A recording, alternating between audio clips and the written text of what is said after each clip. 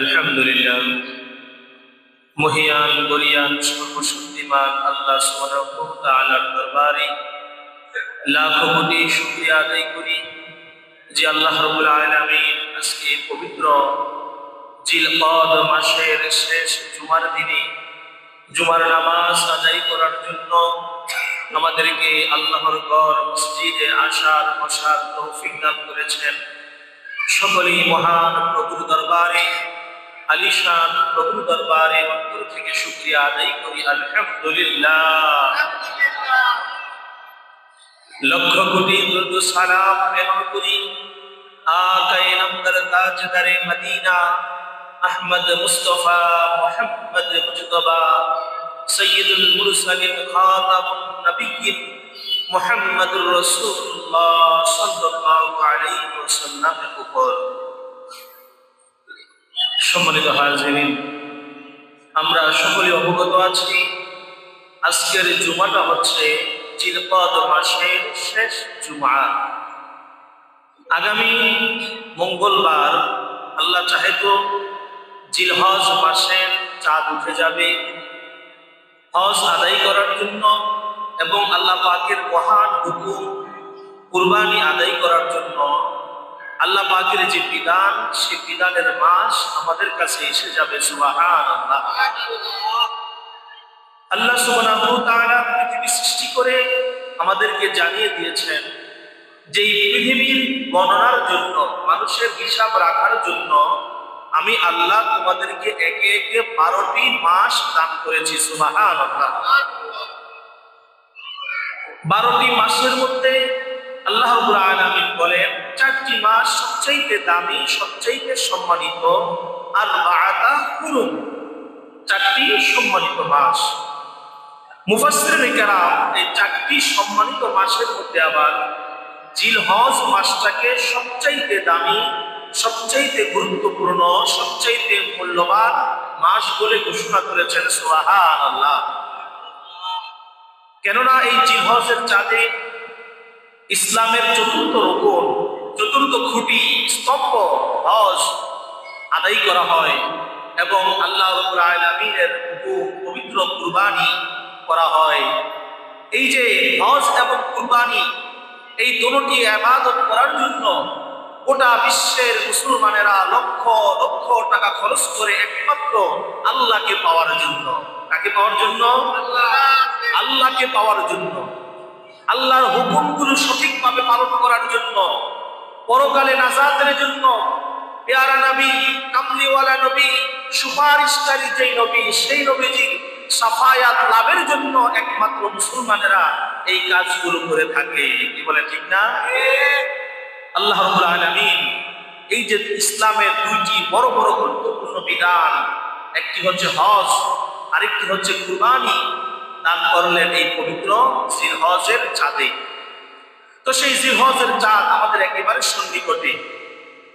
আল্লাহর হাবিব সাল্লাল্লাহু আলাইহি ওয়াসাল্লাম এই জিলহজ মাস আসলেই সাহাবাই কেরামদেরকে কিছু আমল দিতেন, কিছু নিয়ম দিতেন, কিছু ইবাদত দিতেন এবং বলতেন, শোনো, এই ইবাদতগুলো তোমরা এত বেশি করে করবে, কেননা আল্লাহর কাছে এই জিলহজের মাসের মতো এত দামি, এত সম্মানিত দিন, এত সম্মানিত সময় আর নাই। সুবহানাল্লাহ। যে মাসের ব্যাপারে আল্লাহ রাব্বুল আলামিন কুরআনুল কারীমের মধ্যে বর্ণনা করেছেন। কুরআনুল কারীমের সূরা আল ফজর, সূরা আল ফজরের শুরুতে আল্লাহ রাব্বুল আলামিন বলেন, ওয়াল ফজরি ওয়া লায়ালিন আশর। আল্লাহ রাব্বুল আলামিন শুরুতে কসম করতেছে ওয়াল ফজর, ফজরের কসম, সকাল বেলার কসম। সকাল বেলার মুহূর্তটা হলো সারা দিনের মধ্যে সবচাইতে শ্রেষ্ঠ মুহূর্ত। সুবহানাল্লাহ। ফজরের পরের যে আবহাওয়া, ফজরের নামাজ শেষ, এখনো সূর্য ওঠে নাই, এই যে একটা সুন্দর ঠান্ডা আবহাওয়া, সারা দিনের মধ্যে এর চাইতে দামি একটা পরিবেশ, দামি আবহাওয়া আছে? নাই। ফজরের আবহাওয়ার এত দামি আবহাওয়া শপথ করলেন আল্লাহ রাব্বুল আলামিন। শুরুতেই বললেন ওয়াল ফজর, ফজরের শপথ। শুরুতে দিনের শুরুতে যে সকালবেলা, ওই সকালের শপথ আল্লাহ রাব্বুল আলামিন শপথ করলেন ওয়ালায়ালিন আশর। আল্লাহ রাব্বুল আলামিন এখানে ফজরের পরপরই 10 রাতের শপথ করলেন। সুবহানাল্লাহ। ওয়াল ফাজরি ওয়ালায়ালিন আশরি, এখানে ওয়ালাইয়া, এই যে ওয়ালাইয়া আপনি বহুবচন, লাইলাতুলের বহুবচন ওয়ালায়ালিন আশরি।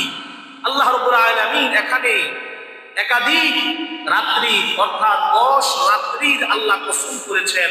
ওয়ালায়ালিন আশরি ওয়াশ-শাফঈ ওয়াল ওয়াতরি, এবং জোর ও বেজরের কসম। সুবহানাল্লাহ।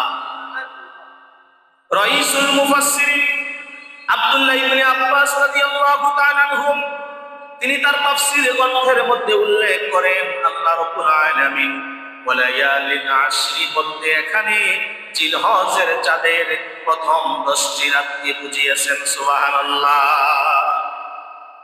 জিলহজ মাস এসে গেলে প্রথম 10টি রাত, প্রথম 10টি দিন আল্লাহর কাছে এত দামি, আল্লাহর কাছে এত পছন্দনীয়, আল্লাহর কাছে এত গ্রহণযোগ্য। এই জন্য আল্লাহ রাব্বুল আলামিন এই 10টি রাত নিয়ে কোরআনে কসম করেছেন ওয়ালায়ালিন আশরি, অর্থাৎ 10 রাতের কসম। মুফাসসিরিনে কেরাম বলে এই 10 রাত হলো ওই 10 রাত, যেই 10 রাত হলো জিলহজ মাসের শুরুতে 10টি রাত। সুবহানাল্লাহ। আল্লাহ রাব্বুল আলামিন এই জিলহজের চাঁদের প্রথম 10 দিনের কেন শপথ করলেন? এই 10টি দিনে আল্লাহর হাবিব প্যারা নবী কামলিওয়ালা নূর নবী মায়ার নবীজি আমাদেরকে কিছু আমল শিক্ষা দিলেন, সাহাবায়ে কেরামদেরকে কিছু আমল শিখালেন। বললেন, হে আমার সাহাবারা, যখন জিলহজের চাঁদ তোমাদের মাঝে এসে যায় তখন তোমরা এমন কিছু আমল করো, কেননা এই সময়টা, এই সময়গুলো, এই রাত্রিগুলো, এই দিনগুলো আল্লাহর কাছে অনেক অনেক দামি। সুবহানাল্লাহ। আল্লাহ রাব্বুল আলামিন এই যে 10টি রাতের কসম করলেন, এবার আসেন আমরা এই 10টি দিনে কি আমল করতে পারি? জিলহজের চাঁদের সঙ্গে আমাদের কি আমলের মিল আছে? আমরা তো প্রধান 2টি আমল জানি, একটা হলো হজ আর একটা হলো কুরবানি। এগুলো ছাড়াও এই সময়ে আমল আছে না নাই? আমরা তো জানি যে জিলহজের চাঁদ আসলেই আমাদের পালনীয় হচ্ছে হজ এবং কুরবানি। তো হজ এবং কুরবানি ছাড়াও আল্লাহ রাব্বুল আলামিন আমাদেরকে এমন কিছু সময় দিয়েছেন, এমন কিছু আমল দিয়েছেন যে আমলগুলো আমাদের কাছে অনেক অনেক দামি। সহিহ বুখারী এবং তিরমিজি শরীফের হাদিস ইবনে আব্বাস রাদিয়াল্লাহু তাআলা আনহু থেকে বর্ণিত, আল্লাহর হাবিব সাল্লাল্লাহু আলাইহি ওয়াসাল্লাম সাহাবাদেরকে শিক্ষা দেন, এই যে জিলহজের চাঁদের 10টি দিন, 10টি রাত এতটা দামি, এতটা আল্লাহর কাছে পছন্দনীয়, এর চাইতে দামি আর কিছুই নাই। সুবহানাল্লাহ। সাহাবায়ে কেরাম আরজ করল, ইয়া রাসূলুল্লাহ, জিহাদের চাইতেও কি এইটা উত্তম? জিহাদের চাইতেও কি এটা উত্তম? কারণ যে জিহাদে যায় সে তো তার নিজের জীবনকে উৎসর্গ করে দেয়, সে তো শাহাদাত বরণ করে। আল্লাহর হাবিবকে প্রশ্ন করলেন, ইয়া রাসূলুল্লাহ, ইয়া হাবিবাল্লাহ, কামলিওয়ালা নবীজি, জিহাদের চাইতেও কি এই 10 দিনের আমল উত্তম? দেখেন নবীজি বলে দিলেন, হ্যাঁ, অবশ্যই অবশ্যই জিহাদের চাইতেও এই জিলহজের চাঁদের 10 দিন আমল আল্লাহর কাছে সবচেয়ে উত্তম। সুবহানাল্লাহ। এরপর নবীজি বললেন, তবে হ্যাঁ, যদি এমন কোন মানুষ জিহাদের জন্য তার সমস্ত ধন সম্পদ জিহাদের জন্য দান করে দেয়, নিজের জীবনটাও দিয়ে দেয়, তার কথা ভিন্ন। তার কথা ভিন্ন। যদি এমন কেউ হয় যে তার সম্পদের 1 আনাও নিজের জন্য রাখে নাই, সব আল্লাহর রাস্তায় দান করে দিয়েছেন, আবার আল্লাহর রাস্তায় গিয়ে নিজেও শহীদ হয়ে গেছেন, তার কথা ভিন্ন। কিন্তু স্বাভাবিকভাবে যারা জিহাদে যায় তাদের চাইতেও বেশি নেকি, বেশি গুরুত্বপূর্ণ জিলহজের চাঁদের এই 10 দিনের আমল। সুবহানাল্লাহ।